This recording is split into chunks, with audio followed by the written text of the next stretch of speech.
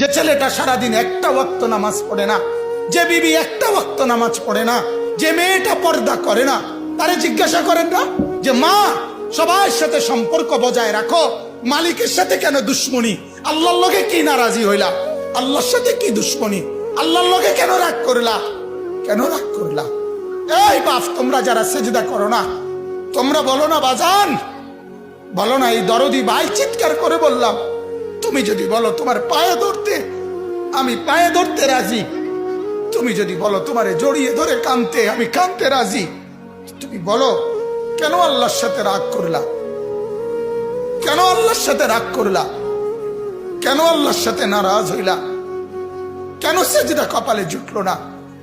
কেন মালিকের সাথে সারাদিনের এত কিছুর বিনিময়ে আল্লাহ তাআলা একটা মিস কল দিলে, 2 সেকেন্ডের একটা মিস কল দিলে বন্ধু তুমি টের